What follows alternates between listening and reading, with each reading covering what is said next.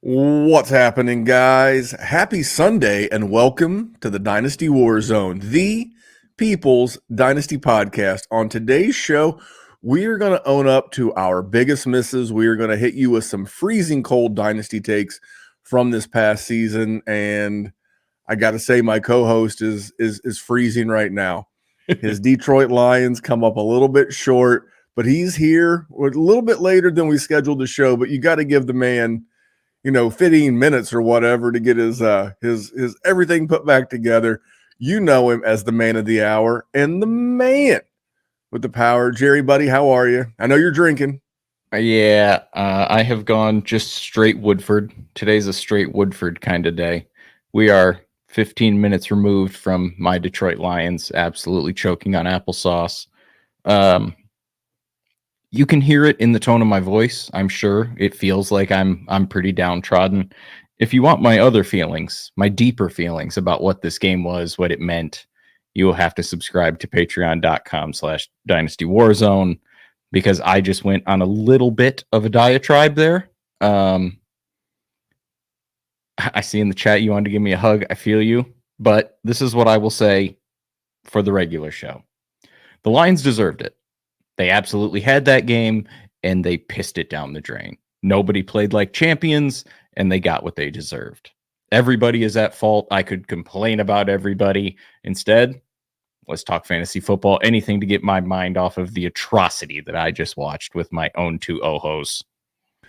Yeah, I mean, between the freezing cold takes we're going to cover tonight and the whiskey, you'll be doing okay here in the next 45 to 50 minutes. But just want to make sure to remind everybody that we have our own show. Our guy Dallas is going to be live on Monday with a podcast all of his own, rookie content as we go into, it used to be the Senior Bowl. It's not just seniors anymore, so it's not the Senior Bowl, but they're calling it the Senior Bowl.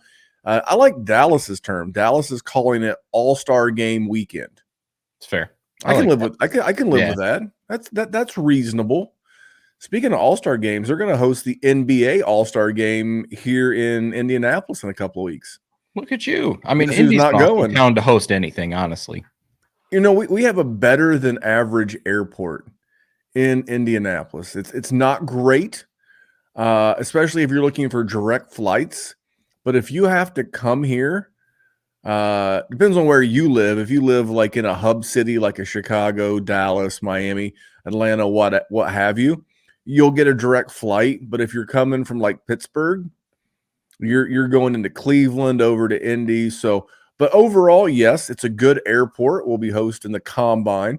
A lot going on here in Indy in the next few months. But Jerry, anything else that you have from the playoffs? Your thoughts on the Chiefs overcoming Lamar?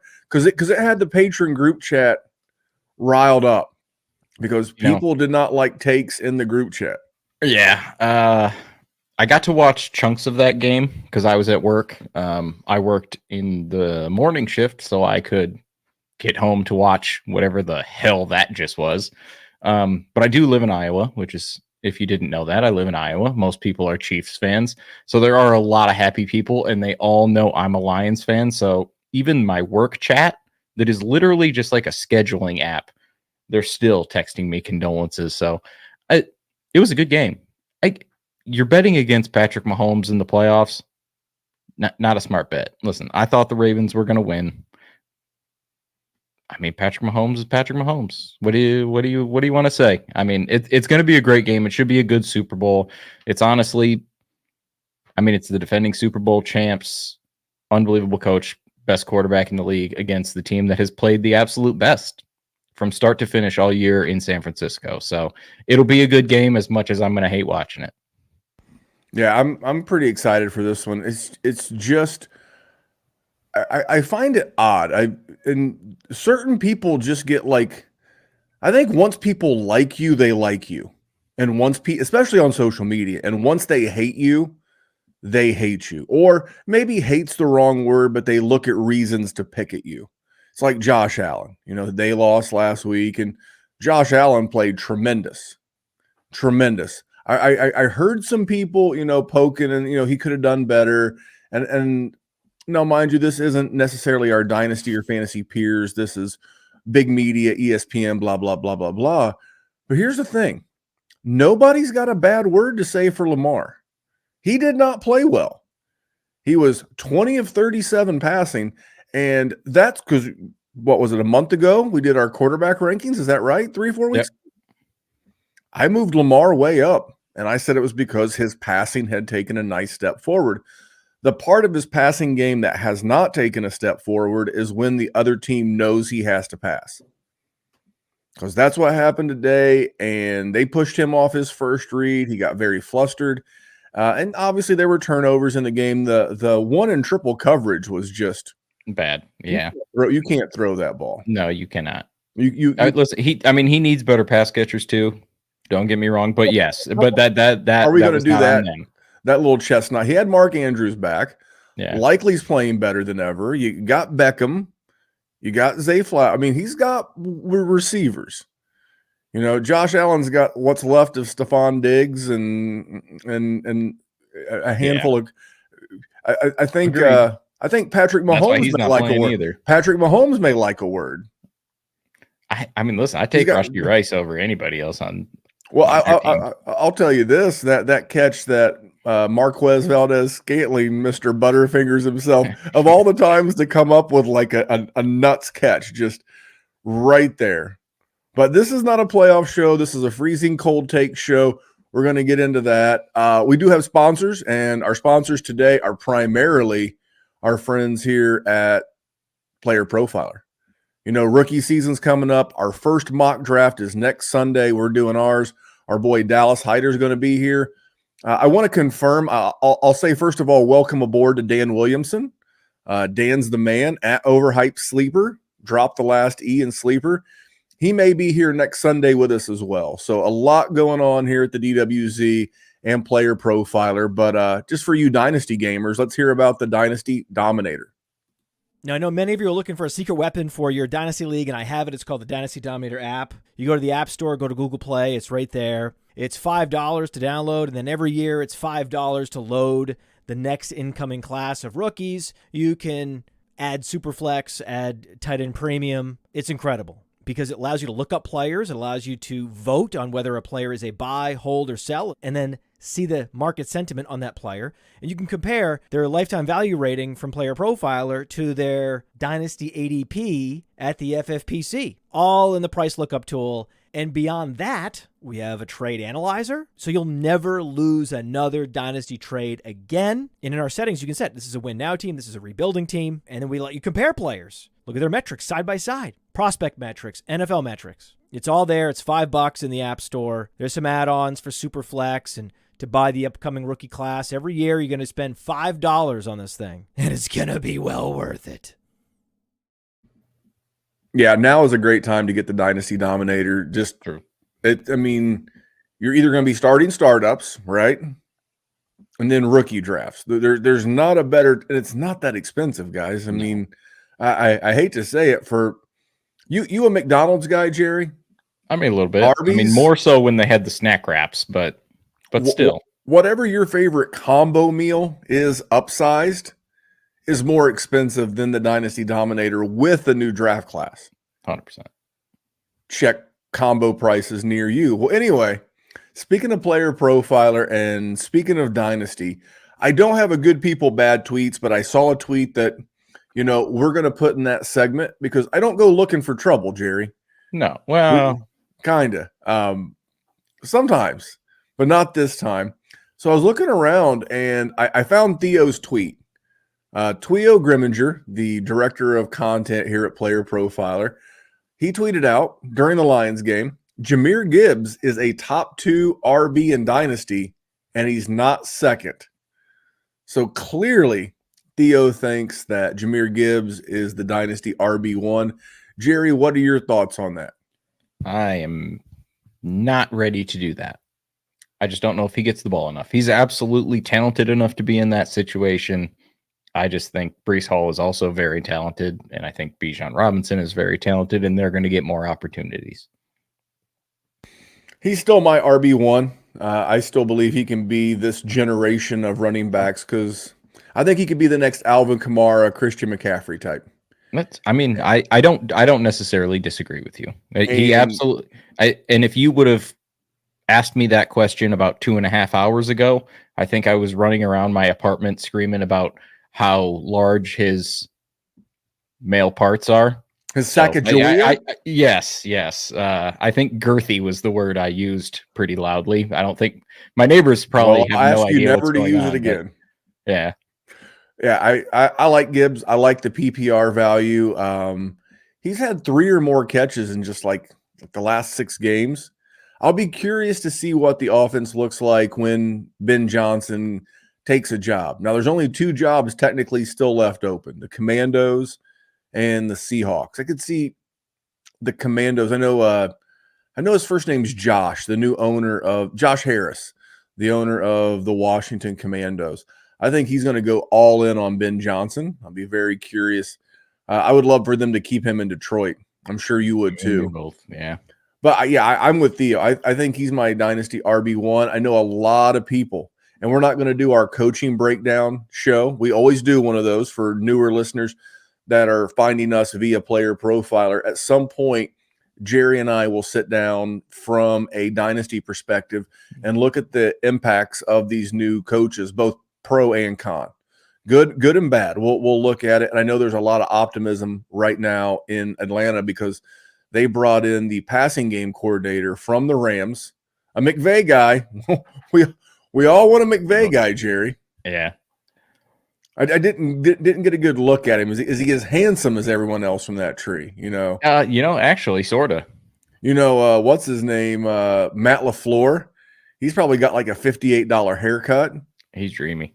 Always looks great. A lot of those guys. So we'll see. I just thought the tweet was interesting because Theo A is a great follow on Twitter at the OG Fantasy, and I agree with his take. So this is not Dana White worthy. You know what? I am going to Jerry, what do you think tonight for Dana White? We're going to give this one, we're going to dedicate this one to Dan Campbell. You ready? Okay. And I'm a Dan Campbell guy. This motherfucker on the planet. Holy shit. Yeah, tonight he made, and I've been a proud card-carrying member of the Dan Campbell fan club. I like the biting kneecaps. I like how he motivates the guys, but sometimes the analytics be analyticing. A little too much, yeah. The spreadsheet says we go for it. I'm going to quote Mike Lombardi when Mike Lombardi says, "What's wrong with 3 points?" Could have used it. What's wrong? Yeah, twice. Twice you could. The difference in the game. But anyway, there you go. There's the good people, bad tweets. You got Dana White, but you are here for some freezing cold takes, Jerry. Do you have a freezing cold take that you want to start with? I mean, God, Randy, I could do quite a few. Actually, let's start with my running backs, my friend. How many times did you hear me talk about Najee Harris coming into this season? Well, this is a twofer, so I'll let you start. I mean, I'm just gonna go with Najee because I thought Najee was gonna be like RB8 coming into the season, and he absolutely pooped his pants on me. Well, not on you. Well, no. It actually probably would have been a little bit better if he did. Maybe I would have gotten a settlement out of it. But I mean, it sucks because you look at the end of the season stats, and I think he had like 1,200 total yards right around there. So you go, okay, that's not terrible. But then you just see what week after week what the points were. Ew. And none of it is trending upward. So I mean, that was a swing and a miss from Jerry. That was Dan Campbell for sure. That was Josh Reynolds dropping it on 4th down. He to your point, down the stretch, weeks 16, 17, and 18, he did pretty well.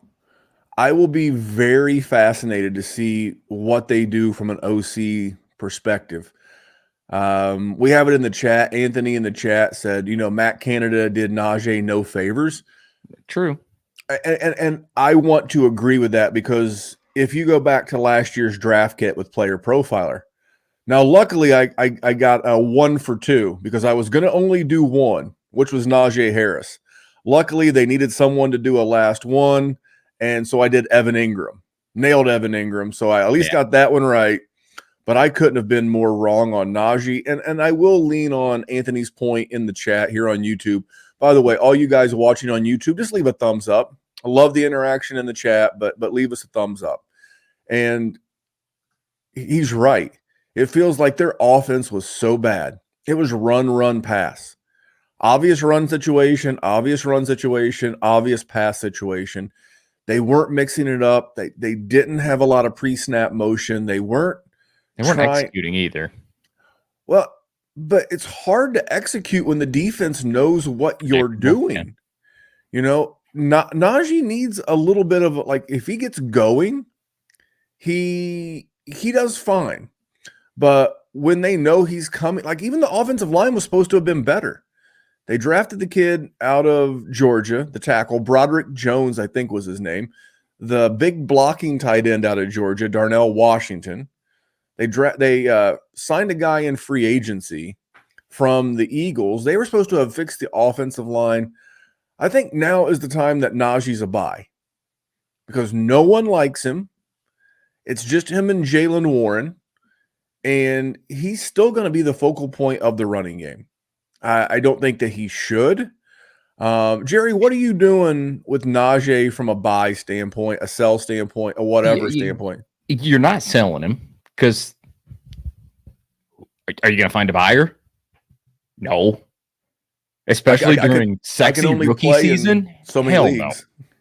No. I mean, not a shot. There's not a way you're going to sell him. You're holding him. There's no... What's he going for in rookie picks? Like, at what point do you say yes? Okay, I'm going to be very realistic. The 210. Jerry, you're offered Najee for the 210. Oh, I get Najee for yes, I got to trade. I'm trading the 210. Yes, sir. Yeah, I'm doing. I mean, that. Superflex tight end premium, 1 QB, it's a slam dunk. So you're I'll taking, probably go up as high as about 205, 206. Okay, so there's 18 to 20 players in a Superflex tight end premium that you would rather have above Najee. What you know today? If I am acquiring, if I have Najee, I'm also not selling him for that. Yeah, but I would rather just hold. Yeah, I would rather just hold and see what this offense looks like next year. He's on the final year. I doubt they pick up his 4th-year option. Excuse me, 5th-year option. He's going into year 4. I couldn't imagine them wanting to pay him first round, 5th-year option money. Maybe they try to re-sign him on a cheap deal, but I don't think so. I mean, that's the scary thing about Najee. Like, if you get Najee, he's like depth for a contender. He is not helping. He is not helping you coming. No, when he's sitting on your bench, you're happy to have Najee Harris. Like when you have your running back set up and you're in your roster and you're looking and you go, okay, if one of them gets hurt, I could throw Najee up there. You're happy with that. Yeah, 100%. And Najee was one of my guys as well. He's actually the picture. If you've not been to YouTube and seen the amazing thumbnail graphic from the really awesome Player Profiler graphics team, you need to check it out. It's pretty cool. No pun intended. So I'll get into one of mine. And for me, it was Chris Godwin. I was partially right in that Baker was going to be good for a wide receiver in Tampa Bay.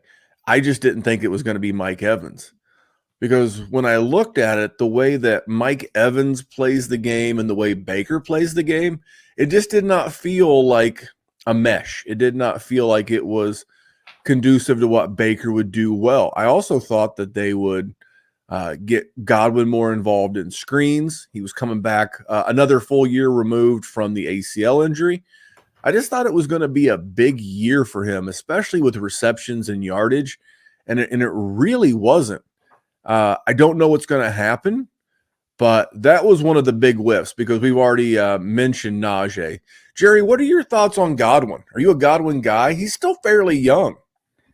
I mean, I think he's fine if the acquisition cost is cheap, but I have always sort of been pretty skeptical about Godwin, and it absolutely backfired the 1 year he was wide receiver 2. Other than that, I have actually been okay to do that. So to answer the question, no, I am not really a Godwin guy. I'm also fine if you want to go for him. I'm not paying much for him though. Like that's Mike Evans. I mean, that's all Mike Evans. Okay, so he finished as wide receiver 28 on the season. This is all 17 games into the sample. I mean, I'm fine with that. I think he's cheap. I think these are the guys that disappointed. And where do you think you get him in rookie picks? Because rookie picks are right around the corner. I'm waiting if I'm trying to get him for picks. 203. Is 203 crazy? 201? Maybe a little high because this is a big wide receiver class. So if you're going to go with a wide receiver, I don't think I would flip that. I was just sort of going on consensus because I feel like people like him more than I do. I think by the time that your actual rookie draft gets here, oh yeah, probably pretty late. But by the you could probably, I'm thinking you might have a shot at 207, give or take, because there's going to be that new hotness, and you're like, well, just give me Chris Godwin off the back end of your roster. I would guess a lot of people probably do that. I'm guessing a lot of people will part ways with him. He'll be a throw in for a lot of trades to get him over the top. How many targets do you think he had this year? I don't even have the slightest idea. He had 130. Yeah, I would have not guessed anywhere near that. Crept. I mean, like barely crept over the 1,000-yard mark, had 1,024 yards, only 2 touchdowns. And I don't want to say Mike Evans sucked all the oxygen out of the touchdown room, but that kind of feels like it. And here's the thing. He'll turn 28 next month.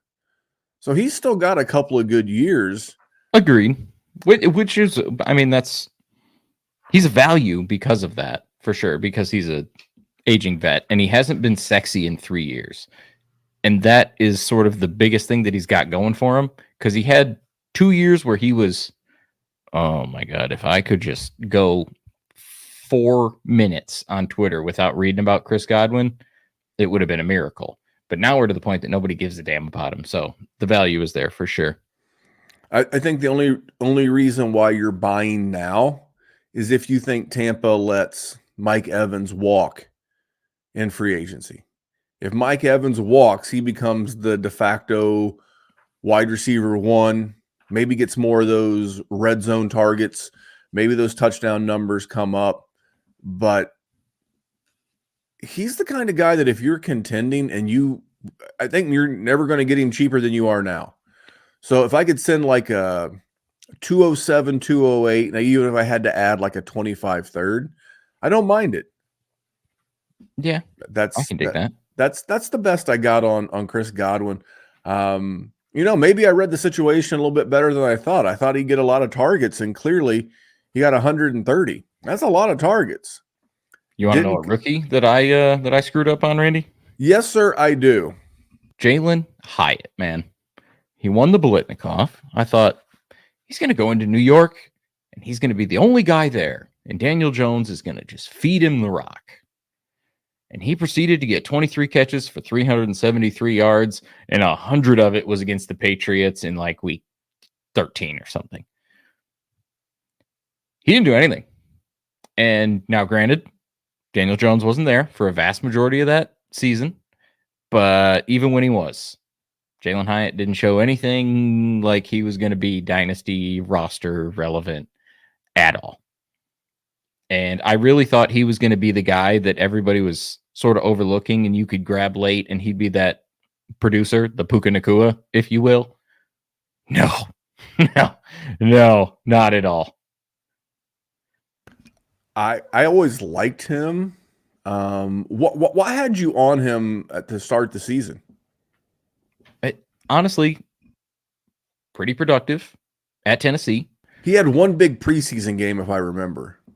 He could have. I don't remember the preseason, but he was fun to watch at Tennessee. Did it in the SEC against SEC defenses. Ends up in a situation where he's going to have an opportunity where he can take a step. I figured Daniel Jones was going to take a step with Brian Daboll. They did not. And so it was just all a disaster. The team went down the toilet. Daniel Jones didn't play. Jalen Hyatt didn't really get the opportunities. When he did, he didn't do much with it. Ew. And do I think it's going to get exponentially better? No. I think he'll have a nice role, and Daniel Jones will play, and he'll get 700 yards, and nobody will care on dynasty teams. Yeah, it feels like he is destined to be that field stretcher guy. He's going to run a lot of wind sprints. He's going to be really lean. He'll be in great shape. He will not contribute to your fantasy roster. I have a guy that I was wrong on. You know, you brought up rookie, so I'll throw in a rookie here as well that I was wrong on. It's like this role never materialized for him, and that was Roschon Johnson. Now, Roschon Johnson right now is a stone cold buy for me. They just brought in Shane Waldron to be their new offensive coordinator. I think his offense is a little bit more pass happy to the running back, and I believe that they are going to draft Caleb Williams. And I think this is going to be more of a passing team and less of a running team. I still want Justin Fields to wind up in Las Vegas with the Raiders. We'll see what happens with that as we get closer to the draft. But, you know, Roschon never really got it going. I mean, I'm looking at his stats right now. Jerry, what do you think the most number of rush yards he had in a game? And I'm going to give you a clue. So I want to know the most rushing yards he had in a single game, and he had a 10 rush game and a 9 rush game. 10 rushes for 51 yards. His best rushing performance was 9 for 37. No, 8 for 38. I had it off by 1. That was his best. And that's with as the podfather, Matt, as he likes to say, that's with the Alfred Morris corollary, that being a running back that's tethered to a running quarterback. I think part of it was Luke Getsy was a knucklehead, but this is a buy. Jerry, can we sidetrack this for just a second? Yeah, of course. I saw this the other day, and it didn't make good people bad tweets, but I want to make you all aware, because I've seen this many times, so it doesn't matter. There's a lot of people who have tweeted this. Have you seen Tajay Spears as a buy in the dynasty space? Yes, absolutely. See, that's the point where someone stops being a buy, because all the value, all the equity that you would get from getting him at a reasonable price is gone. So you're going to pay market plus for Tajay Spears. And I like Tajay Spears. We've been pro Spears on this podcast since we saw him at the Senior Bowl last year. Our boy Dallas, I believe, was a fan the year before that. So I have no issue with Tajay Spears. What you have to understand is this is a game of incomplete information. And as more of the information becomes complete, the more it changes value. So because more people are on Tajay Spears, I would rather go out and try to acquire Roschon Johnson. I don't know that Khalil Herbert or Deonta Foreman are a barrier. I don't know that the Bears go out and sign someone in free agency. This draft class is okay, but I've not been super wowed. So even though he did not have a great rookie season, and he had a concussion that kept him out for 2.5 games. At least I think it was a concussion. I know he missed 2.5 games. I'm pretty sure it was. And I just think this is a good chance to catch the bounce back. I do like the fact that he had a 5-catch game and he had multiple 4-catch games. So I like the passing profile. I like the offensive coordinator, and I think he gets a QB upgrade. Jerry, how'd you feel about Roschon? He's going to win that job. So I think he's absolutely a buy. Also, didn't get the opportunities, like you said, 10 rush, 9 rush, 8 rush games. So we haven't seen tons of production. Absolutely creates a window for him. I'm all for it, man. And if we're going to just keep the rookie talk going about guys I missed on, let's talk about another wide receiver, Andy. Johnny Mingo. I ain't your Huckleberry. Let me tell you, Johnny Mingo. Ew. What else is there to say about that one? That whole offense is bad. Bryce Young did not help me out. Johnny Mingo didn't do anything anyway. He let 38-year-old Adam Thielen do laps around him. Do you think he's got upside for this upcoming season? Because Can I get him for free? I think he's the kind of guy that I'm going to ask for as a throw-in in a trade just because I can. I mean, You definitely can. Like if you have a trade or you're making a trade and you just see that other GM happens to have Jonathan Mingo on their roster, you're not going to crush a deal by asking them to throw in Johnny Mingo. No, of course not. That's fair. I just worry that we're looking at Jalen Reagor. Jalen Reagor had some good draft capital, and we'll just throw him into a deal. And then Jalen Reagor's on my team for a year until I got to drop him. That's sort of what Johnny Mingo feels like. I feel like you need to avoid T. Higgins, Mike Evans. You need to avoid those type of guys in free agency. Yeah. Because with their draft picks, they don't have now they have the first pick of the second round. So I don't believe they give their second to Chicago until next year. I think it was this year's first, next year's second, along with everything else they gave Chicago. But yeah, I mean, I don't mind him as a throw-in. I'm not proactively getting. What do you think about the new head coach, Canellis, who came over from the Buccaneers, and the way he rejuvenated Baker in this offense? Do you have hopes for Bryce Young and Mingo? Exactly that, though. I mean, he rejuvenated Baker. He rejuvenated Mike Evans. So maybe. I mean, I'm not going to say it's impossible. I think he's got a shot. You know, I don't know enough about him or about scheme or about anything like that, but he seems like he's going to be conducive to helping that team grow, which is exactly what they need, because they were just not it. It was bad. It was the game that when it was on primetime on a Thursday, you got on Twitter and you made fun of it. All right, I'll do one more rookie, and I got a veteran and a half to do as well. I'm gonna go Luke Musgrave as a pretty cold one for me. I was a big Luke Musgrave guy, referenced many times that he was like a four-sport athlete in high school. Really good athlete. He did battle some injuries. He came back in the playoffs. I know Tucker Kraft came in and I don't want to say took that job, but definitely was the tight end of record. Although if you watch the playoff games, I love their involvement of Luke Musgrave. I think he'll be the guy. I just don't think it worked out. And the reason why this made my freezing cold takes is because I thought he was going to do better than Sam Laporta and Dalton Kincaid. Not to say that he was going to blow him out of the water. He was just my pick of the three. So that was the big miss. It wasn't so much that he didn't set the world on fire, because I'm not holding it against him that Laporta did real well. It was good for Laporta. Great. Rookie tight ends very rarely do. So good for Laporta.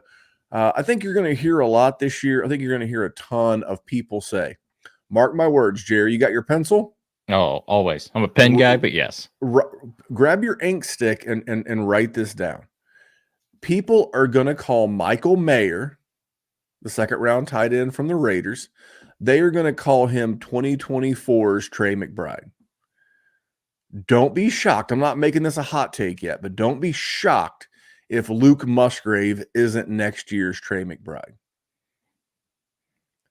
The only thing that will keep him from breaking out to that level is that there are so many pass catchers in that offense with Dobbs and Reed and Watson and Wicks and Melton and Kraft. There's just a lot of options. He would have to take a considerable step up to make that, because people were not talking about Trey McBride this time last year as like, I've seen him in some people's rankings as high as tight end too. Yeah. And I was the Trey McBride guy. Check the tape. Go back, search Mind of Mansion. If you're like a podcast listener, Mind of Mansion from like June or July, where I went on with the Podfather.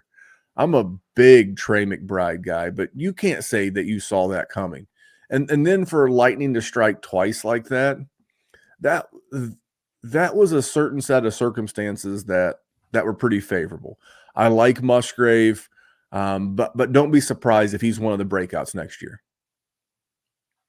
That's fair. More of a tough. But he's not. He's never gonna catch up to Sam Laporta at this point. No, it would be really, really tough. So Jerry, there is our first round. We're not done, but we have to hear one more word from our friends at Sleeper. Hey, we're all starting new fantasy leagues all the time. And more often than not, where do we start our fantasy leagues at Player Profiler? On Sleeper. Because it's the best. You can imagine my excitement when I saw Sleeper rolled out Sleeper picks, baby. And game stacking is the path to positive returns with these pick'em games. Find that sneaky shootout and set most of the players to go over their projection for that week. Or you find a game going to get dragged into the mud and take every member of the passing game for less than their projections that week. And if you pick up to 8, that's how you 100x your payout on Sleeper. It's called the Hail Mary. So if you use promo code Underworld, you get a $100 instant deposit match. Check out Sleeper's terms and conditions for details. These Sleeper picks are live in over 25 states. Yeah, buddy. Yeah, we like Sleeper. Jerry, we'll be doing startups on Sleeper. Now we'll be doing Dynasty Fantasy Football. That is the official home of all of our patron leagues. Also the premier platform in Dynasty. So you can suck it, Randy, and you're yelling at a cloud, yelling at kids on your lawn. Sleeper is great. we love Sleeper. So here we go. I've been flipping. I mean, you notice it. Nobody else notices it, but I kept muting myself because I'm flipping through my notebook trying to find the damn show where we did our predictions. September 3rd, 2023, Jerry finally found his stuff. Prime age wide receiver to flop. Who do you think I said, Randy? They did prime well. Age, prime age. It wouldn't have been Amon-Ra St. Brown because that's your boy. That's your boy. Mike Evans. No, I love Mike Evans. DJ Moore. Oh yeah, you know I was not super in as well. I was more tepid than cold on this one because I've always been DJ Moore fan, but beat yourself up a little bit. I mean, listen, I thought it was Justin Fields was not going to be it, and the workload was not going to be there, and it was. And he found the end zone, which he had historically not been doing. Another one that I absolutely messed up, but coach to drive down dynasty value. You ready for this one? Oh, yeah. D'Amico Ryans. Jerry, how wrong could you have been, my friend? Well, although you weren't correct. No. I was absolutely atrociously wrong. Even though you weren't correct, it was still a gamble to think that Bobby Slowick, who had, about 5 years ago worked at PFF and had never called plays before at the NFL level. And this is what happens when you just assume that a dysfunctional franchise is going to continue to be dysfunctional. Yeah. I like D'Amico Ryans. I think D'Amico Ryans, I don't know that he's a smarter version. I think he's more of a polished version of Dan Campbell. I think the players love him. I think he's really smart. I think he's a good coach. I just question the choice of Bobby Slowick. So I can see where you would take that as an L on the Houston Texans. And who was your player before the coach? DJ Moore, prime age wide receiver to flop, which I absolutely thought was going to happen. He had games that were flop worthy, and then he had week winning weeks. Of course. So even so, he was still much more consistent than I thought he was going to be. He was reliable pretty often. Yes, there was chunks when he went missing, but I missed on that one. And I can confidently say that one because I genuinely thought DJ Moore was going to continue to be what DJ Moore was. Now, back during our rankings podcast we did, like I said, 3 or 4 or 5 weeks ago, whatever it was, I mentioned that, I had DJ Moore just on the outside of my top 12. And I had that because he's very similar in age to A.J. Brown, who is in the top 4 to 5 for just about every dynasty analyst out there. What do you do with DJ Moore if Justin Fields is gone? I should say when, but if Justin Fields is gone, where does that concern you, the lack of chemistry, because he had chemistry with Fields? What are your thoughts on DJ Moore going forward? No, he's done enough to suggest that he'll be fine. And is Caleb Williams going to be a downgrade in that passing attack? I don't think he is. So I think you're actually happier if you're going to rely on the results. And I think his value is going to be boosted, even if you don't think the results are going to, or the stats are going to be there. I think the trade value is still going to increase either way. So I think you're fine no matter what happens. If you believe in him and you want to ride him out, I think it's going to be good. If you don't and you just want to get out from under him, I think the value is still going to be an uptick. You're fine either way. All right, let me ask you a question. If you could, now this comes down to how much credence you put into mock drafts. If you're a big mock draft fan and they're never super accurate, but if you believe the mock drafts and you believe the Bears are going to take Caleb Williams at 1, which they should, and then they're going to draft a Rome Odunze type at the wide receiver position at the 9th overall pick. I think the combination of those two events are enough for me to downgrade DJ Moore a little bit. Not to say that Rome Odunze is going to come in and suck all the oxygen out of the room. That's not what I'm saying. Yeah. But you go, we don't know if you're the quarterback's favorite target. We don't know that. It's a new offensive coordinator, new quarterback, new competition, highly drafted, highly thought of competition. So is that enough reason for you to be out in these dynasty streets trying to move DJ Moore for top 12 at the wide receiver position prices? I think you're fine to have that take. I don't think the argument is flawed. I just think if Caleb Williams comes to town and then he's got to compete with Rome Odunze or somebody of that nature, I think he's going to want to rely on the guy who's been there and who can show him the ins and outs of what it takes to be successful in the NFL. And I think DJ Moore will be the guy more so. Yes, more competition will eat into him a little bit. But also, if you want to go the other side of that sword, you're going to say it'll clean up a little bit of that secondary coverage and he's going to get open more often. He's going to get better opportunities. I think that's an argument that can be made also. So I think it's fine either way.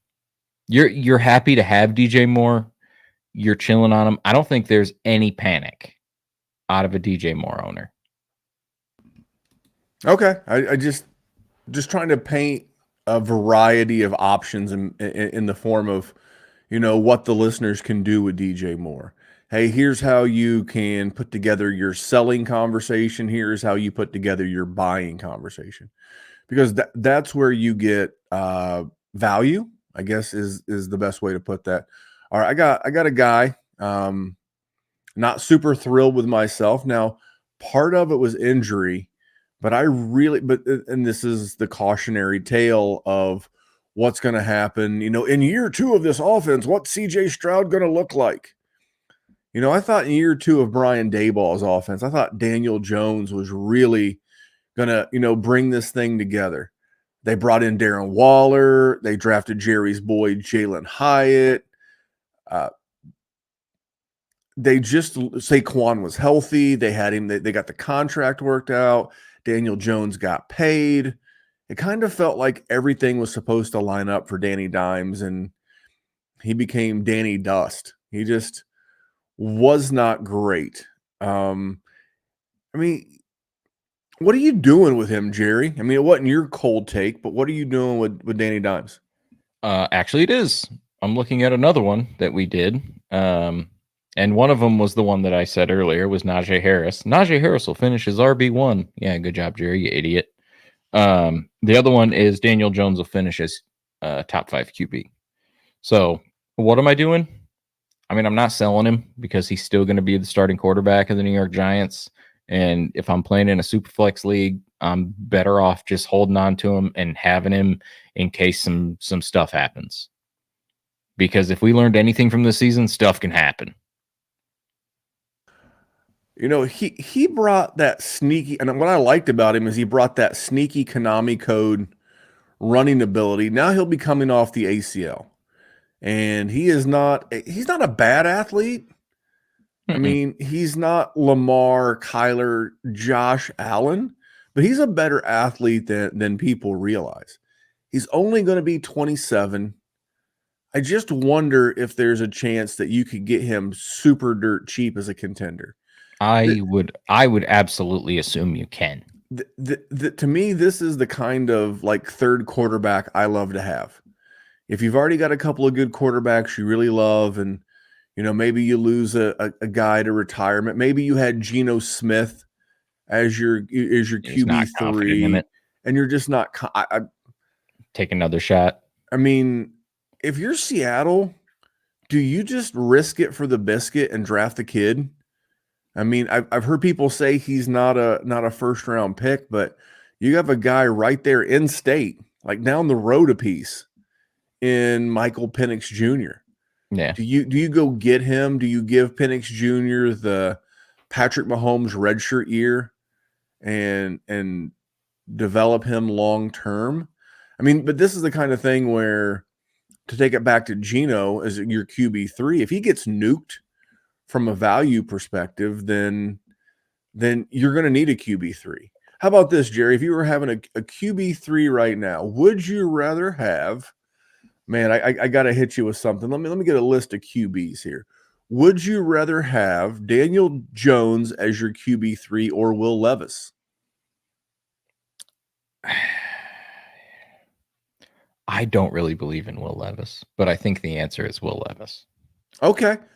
Would you rather have Daniel Jones or Bryce? Well, it depends on my situation. If I'm a contender, just in general, it Will Levis. Okay. I think it's Will Levis both ways. You like Billy though. I do. I'm very interested by the offensive minded head coach. I love that for young quarterbacks, way better than a defensive minded head coach. It doesn't always line up, just like I said, you mentioned DeMeco Ryans. Here's why I like taking a shot on somebody like Michael Penix. Like I'm not exactly sure that Michael Penix is going to pan out in the NFL, but I know Geno Smith is not going to win me a Super Bowl.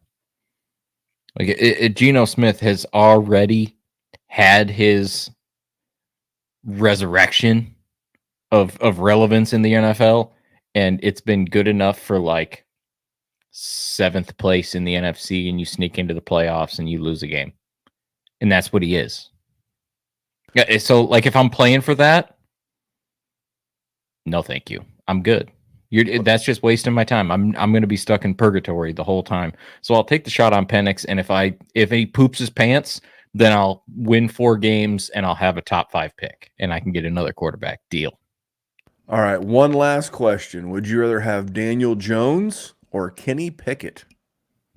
Daniel Jones. Yeah, I don't think that one's particularly close. I mean, No. Pickett's got the weapons. He's got the offensive line. They were talking to Arthur Smith about coming in to be the play caller. That's a yikes right there. Is there a worse, like, who would you rather have when it comes to bad PRs in Dynasty than Kenny Pickett and Daniel Jones? I don't think there is. Well, but that's why I love them so much, because look at all the Tyson Bagents and Mitch Trubisky and Jarrett Stidham and all these backups that had to play all the time. Yep. I think trying to, it's like a short sale. You're just trying to buy long enough to be able to flip. Yep. You're trying to get a Daniel Jones, a Kenny Pickett, a Will Levis, and I think Will Levis is a little bit different, similar, but different, in that you just want him to get off to a hot start. There's always going to be a major quarterback injury. There always is. Go from Joe Burrow to Aaron Rodgers and so many more. that you're going to get the opportunity to sell.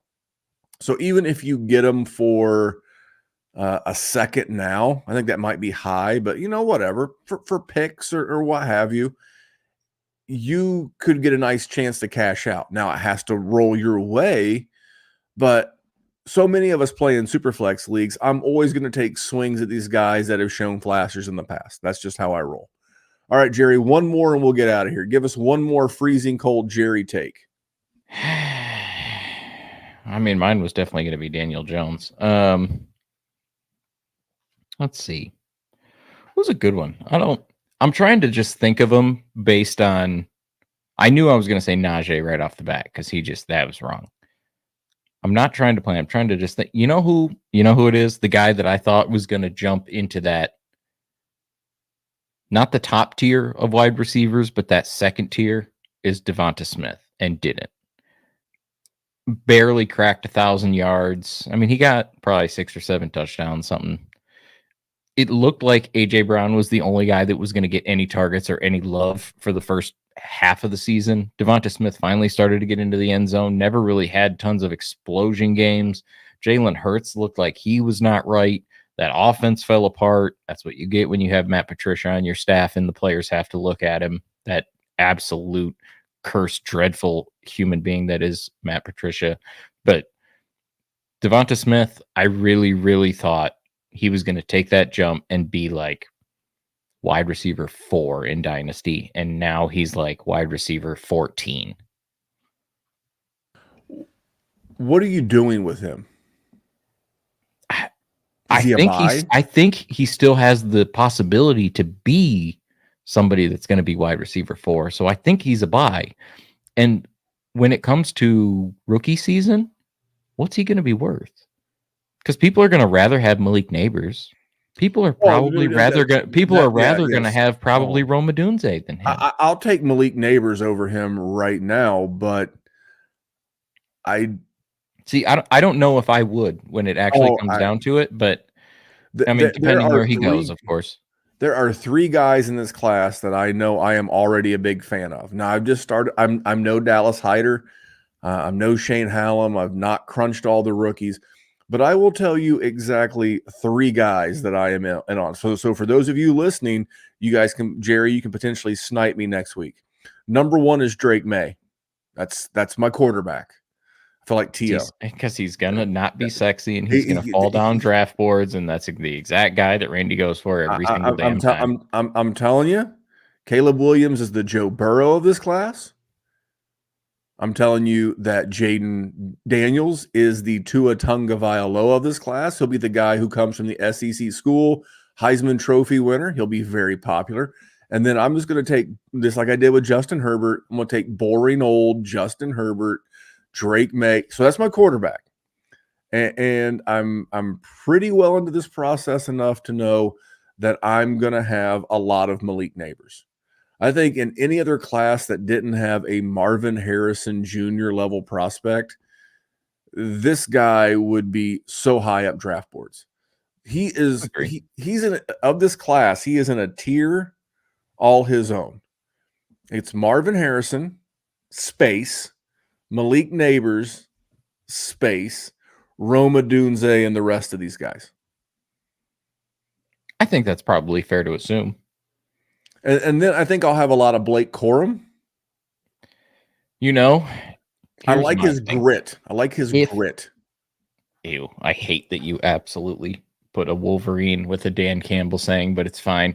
Well, it wasn't intentional, but I see how we got, I see how we got there. If he ends up with Jim Harbaugh as the Austin Eckler replacement on the Chargers, oh my God, Blake Corum to the effing moon. But yeah, I'll probably have a lot of him too, honestly. Wolverine aside. I didn't think about that. I didn't think about because he's not going JJ. Listen, Jim Harbaugh. You imagine if they tried to trade Justin Herbert. No, they would never. They would never. I forget. I can only see Michigan fans tweet dumbass shit like that all the time. Sorry, I shouldn't have sworn that much. No, you're fine. But no, Austin Eckler's old. It's about time. Bring in Blake Corum. yes, he never caught passes like that, but don't tell me he can't do it. That's a lie. And he's the exact kind of guy that would feed into it. I love that. I am not a Harbaugh brothers fan at all. Let's talk about this for a minute, because it is sort of the biggest news that's happened since the last time we did a show. How do you feel about Justin Herbert with Jim Harbaugh? I think it hurts him just a little, not enough to like make you go, oh, I don't want Justin Herbert anymore. But I do think he is going to pass the ball less. You know, I heard that Kellen Moore was going to be great for him this year. Wasn't the case. Right. I heard that Mike McCarthy was going to be bad for Dak. Wasn't the case. I will just say this. Jim Harbaugh will build an offense around what his team can do and not around his offense. I think he is that guy. You ever watch the show Chopped on the Food Network? Yes. Where they just they give you the ingredients and you got to make something. Mm-hmm. I think Jim Harbaugh is a good enough chef to where you can hand him the ingredients and he's going to make a recipe out of what he's given, as opposed to someone who is like, hey, I'm trying to make chocolate cake, but I've got a hog's ear, a pound of Jell-O, and some green beans. We're talking about Matt Patricia again. We've gone full circle. Yes, we are right back to Matt Patricia where we started. But Jerry, that's cold takes. That is cold takes. I don't want to get too deep into the coaching carousel, because maybe we'll do that the week of the Super Bowl. Now, just a point of parliamentary procedure. We will be here next Sunday night live with Dallas and maybe Dan. We will be doing a rookie draft. I see all the people watching. You need to subscribe. If you haven't subscribed, subscribe, because you don't want to miss the rookie draft. We're going to do a rookie draft. Maybe the Monday, not the Sunday of the Super Bowl. I will not want to record a podcast, so we'll do it Monday that week. We'll do the live stream on Monday if we can get Jerry to do it, and we'll start breaking down the coaching hire. We'll figure something out. But Jerry, yep, we don't get them all right. We get a lot right. We really do. But we wanted to come on here, and it's cold outside, so we thought we'd just wrap up the cold with some cold takes. That's true. I mean, listen, you got to take L's from time to time. Unfortunately, me as a football fan, I have taken a very hard L today, and I don't know if I'm going to overcome it anytime in the near future. Well, look at it this way. It's better to take a hard L than a hard D. That's a show. Damn it. That is a show. I'm excited to start talking rookies. Yeah. But we're going to go back and forth. We're going to do rookies. We're going to do coaching hires. We're going to talk about free agency. NFL free agency is literally 6.5 weeks away. As crazy as that is to say. Pretty excited. I love free agency. So we're going to bounce back and forth, because what I don't want to do is take like a hammer and beat this audience about the head and neck with rookies. We're going to talk a ton of rookies. Our man Dallas Hyder, if you're listening to this on Sunday night, there's going to be a new rookie rundown on Monday on the Dynasty WarZone feed. So you want to go check that out. We're going to give you plenty of rookie content here. We're just not going to just inundate you with it all off season, Jerry. Which some of you will want that. You got to mix it up. It is your drug. Oh, for sure. Drug of choice, but also there are many angles that a dynasty player can play, and sometimes zigging when everyone is zagging is the exact thing you should be doing. So that is a good way to take this honestly, out. That's why I sit here, and that's why I talk to Randy, because otherwise Jerry over here, monkey see, monkey do. I'll follow the line, and I'll just choo right behind him, and that'll be that. That's where the money is made. It goes back to my Tajay Spears take in the middle of the show. It's nothing against Tajay Spears, but that's where everybody's mind's at right now. It's the same thing with these rookies. Everyone's mind's going to drift to rookies. And if you look hard and do some research, you'll find some nice values on the veteran market. So that's why we'll go back and forth and not just lock into one particular thing. We'll do some startup talk and so much more. But Jerry just drank the last of his Woodford Reserve, so he needs to get a refill. Jerry is going to wake up slobbering and stuck to the carpet tomorrow. Pause. And I'm going to go upload a new edition of the Rookie Rundown on the Dynasty WarZone. And if you're listening to this on Wednesday on the Player Profiler Network, go back, find it, check out Dallas, check out the Rookie Rundown. But on behalf of that man, a very morning man of the hour, man with the power, Mr. Jerry Sinclair, I am Memphis. You guys have a great week. We'll see you next week for a mock draft. Hey, I want to take a moment to thank you for tuning in. It's important to me that all of our media be free. This is only possible because of you allowing a true independent sports media enterprise to thrive unlike any other in the business. So please subscribe to the All In Package to continue to make all of this possible, to ensure that all of our stats, information, data, content is available to you, especially you, the people that get the site and get the show.